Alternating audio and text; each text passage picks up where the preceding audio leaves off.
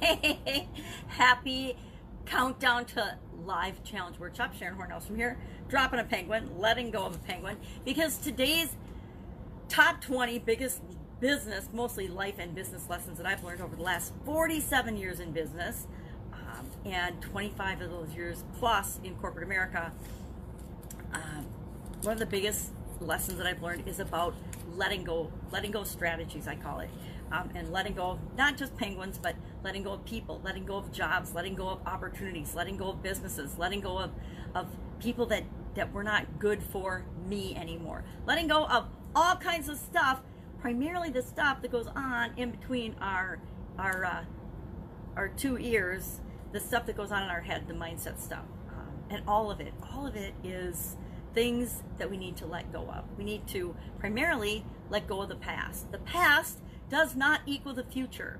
And a lot of times we get mired in the stuff that we're seeing going on in our life right now and in what a lot of people call reality. Now, one thing I've learned about reality is that each of us have our own. We each have our own version of reality. What's real to me is totally different than what was real to my ex-husband, that's real to my kids, that's real to you and everybody else that will ever hear me say this or hear anybody else say it. Our reality is based on the culmination of all of the experiences that we've ever had. That is what shapes and forms our reality. It's why 100 different people can watch and witness the exact same event, and if you interviewed all 100 people, you would get 100 different versions of what happened. Of course, there'd be a lot of similarities, but there's going to be so many differences. Sometimes you'll wonder if the 100 people actually observed the same exact event, depending on how they describe it, depending on how you ask questions, all kinds of variables. But the point is, we all have vastly different experiences in our life. Therefore, our experience of reality is very, very different from one another. Now, what does this have to do with letting go strategies? Well, all of us, through those experiences, have picked up beliefs, and our beliefs are just things that we think a lot, right? Thoughts that we think over and over and over again form our beliefs, or thoughts that we have during a significantly emotional experience get trapped in and become our beliefs. So, I was going to give an example, but I'm not going to, because it doesn't shed a great light on somebody I love. Let me see if I can come up with a quick example of this. I'll give a personal example. When I was in high school, one of my best friends used to call me fat and ugly. And he did it in a joking way, and it was because he actually had a crush on me and we liked each other.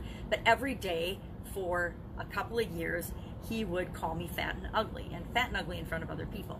And as much as I didn't believe it, that started to chip away at me, and it led to, later on in life, all kinds of self-esteem issues, and underlying, I didn't realize it at the surface, but underlying confidence in my appearance and faith and belief in myself issues and challenges.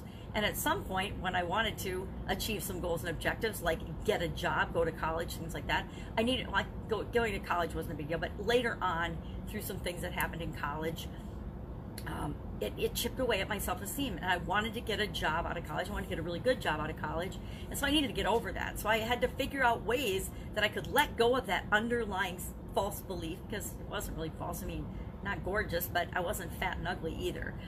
So I needed to let that go. So over the years, and a lot of other things like that, we all have beliefs like that we get, and we don't know necessarily where they all come from, and that belief probably came from other people besides my friend, but I clearly remember that as one of the things that caused that belief to take hold. So I needed to let go of that, and over the years, other things have happened to me, other experiences that were people would consider bad. I mean, I got fired. I had a super duper bad business partner who did crazy stuff that you couldn't even imagine. And some of that stuff I had to realize, okay, this isn't really about me at all. It's about them. But how do I not feel bad about it and like I played a part in it?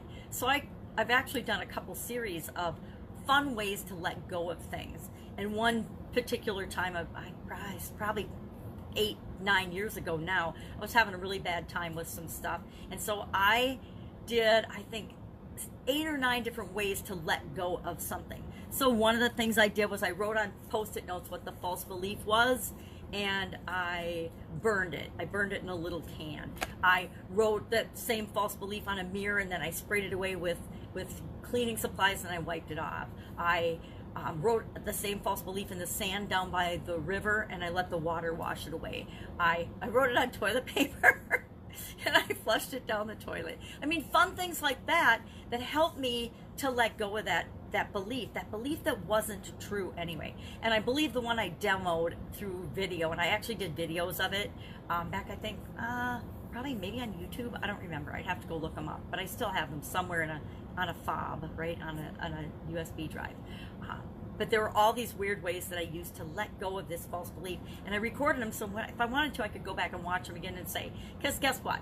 One thing about letting things go and letting a belief go, later on, even though we think that we've let it go once and for all, something will trigger it and it'll come roaring back to us. And the good thing about when it comes roaring back after we've let it go consciously is it doesn't come back with the full force of emotion that it used to have on us. I think I did, I'm not good enough, or I'm not good, yeah, I'm not good enough, or I don't deserve, I think it was I'm not good enough.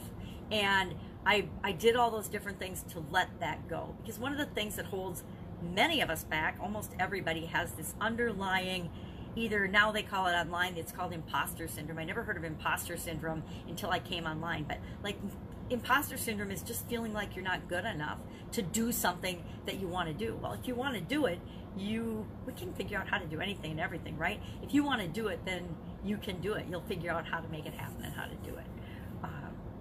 So letting go, I would love to share some of those letting go strategies with y'all. If you're interested, let me know, and I will dig out some of those recordings and we'll share them, because they were pretty funny. And it was a fun way to take a significantly emotional time and just start taking the emotion out of it, taking the emotional charge out of it, so that it didn't have a negative impact on me, and then I could fill it with something that worked for me and felt better in my life. So there's a personal example of letting go strategies. So we need to let things that no longer serve us go. And guess what? We all have them. I don't care who you are, if you're Oprah, Tony Robbins, Donald Trump, I don't know, whoever you think of or can imagine as a big successful person, guess what? Every human being on the planet has fears. Every human being on the planet has false beliefs and beliefs about themselves that just aren't true, that they've been carrying around probably for their entire life. So we want to make sure that we're letting go of those things. And again, will they rear their ugly head? Absolutely, positively, they will. But it doesn't mean we have to let them rule us. So that is day 7, lesson 7, countdown number 7 of the top 20 biggest lessons that I've learned so far throughout my life, because I hope I keep learning lessons. Leading up to, it's just a week away. Actually, it's exactly a week away. A week from today, the live challenge workshop. And in that, you are going to learn how to overcome any personal challenges that you have and use challenges to attract the people and the things that you want to yourself in days, not years. I've been using challenges for decades now to get what I want faster and easier than I, in many instances, thought possible, but then other people ever thought possible. I mean, I've done things throughout my life and throughout my career that other people look at and they just shake their head and they're like, how the hell did she do that? I mean, I've actually heard people say, how the hell did you do that? And then I would say, this is how I did it. And they'd be like, really? That's it? And I'd be like, yes, it's that easy. So I'm going to teach you that process in 5 days in a 5-day free challenge from Monday, March 23rd to Friday, March 27th. And also within that, we are going to be doing a scavenger hunt for 10 days. It's going to be a 10-day scavenger hunt that you get a clue every day in the Thrive Challenge group. You have to join the Thrive Challenge group because that's where the clues will be. And then if you enter the unscrambled clue by April 1st at midnight, you'll be entered in a drawing for a $25,000 value grand prize, and I'm super excited about that. I'm super excited to give that away. One person, it is guaranteed to change their life. So you want to make sure that you participate and enter in that. It'll be super easy, guys. I'm giving you a visual clue every day. I've already created the scavenger hunt and already made the clues. So every day in the group, I'll post the clue, and you'll have to go to this group and look for it, right? You go get the clue, then at the end of the 10, you'll take the 10, you'll unscramble it, and then you'll enter that by midnight, April 1st, in order for a chance to win that grand prize. And I'm super excited. Somebody's going to be stoked, I think, to get that. I know I'm stoked to give it away. And then we've got other participation prizes for every day. Okay, one thing I've learned, and I don't know that I've even, let me see, let me check, let me see if I've talked about it. Grab my magnifying glass on day 9. Yes, I did talk about it. On day 9, just 2 days ago, I talked about doing one thing a day to move you toward what it is that you want. There is so much power in doing one thing a day, one little thing a day. Sometimes it'll be a big thing, sometimes it'll be a little thing to move you toward what it is that you want. And this one thing a day means I'm going to make you do an action item every day throughout the challenge. Throughout the 5-day challenge, every day you'll have an activity that you do. And why are you going to do that? So that at the end of the 5 days, you have got your own results getting challenge ready to rock and roll. Whether it's a challenge to get a result for yourself in the next 5-day period, or how many ever days you think it's going to take you to get that result, or whether it's to attract something to your business. Maybe you want to attract more customers to your business. That's the most popular thing and the most common thing people want for their business, is they want to attract new business and more people to their business. And so that's the most common challenge that people do. And so I'm going to teach you how to do that too. We're going to show you step by step, A to Z, exactly how to do that, so that you know how, and that you can do it for your business and for your life. Especially now. Now is the perfect time to be doing that. So, one thing a day for 20 days. Guess what? If you were to listen to these lessons, you would just have saved yourself 47 years of trial and error and mistakes. Just if you actually listen and get these and say, okay, well, how does that apply to my life? Right? Easy peasy. All right, that's it. That's all I've got today. I will put the link to the group in the comments below.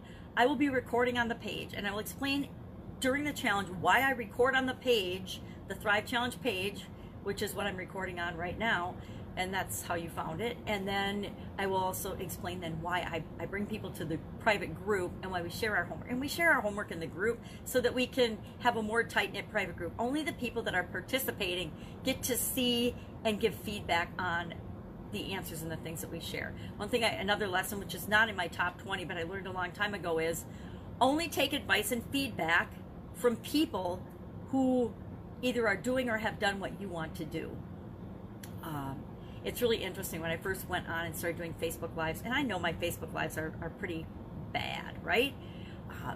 But everybody was giving me feedback on them, and I still get feedback on them from people like my sisters that have never done a video in their life, or have never done a Facebook Live in their life, yet they're giving me feedback on it. So guess what I do with that feedback? I listen, I thank them, and then I just keep doing what I'm going to do anyway, right? Because I don't take advice and feedback from people that have never done what I'm going to do, right? Or what I'm trying to do.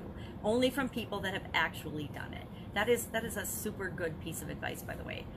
And I don't think that it's definitely not in my top 20, but it probably could or should be. I don't know. And maybe you could work it into one of the top 20, but it isn't specifically on there. So there's a bonus top 20 lessons learned for you. All right. Have an absolutely fantastic day, and I will, of course, be with you tomorrow with day 6 of our countdown to the Live Challenge Workshop. Bye.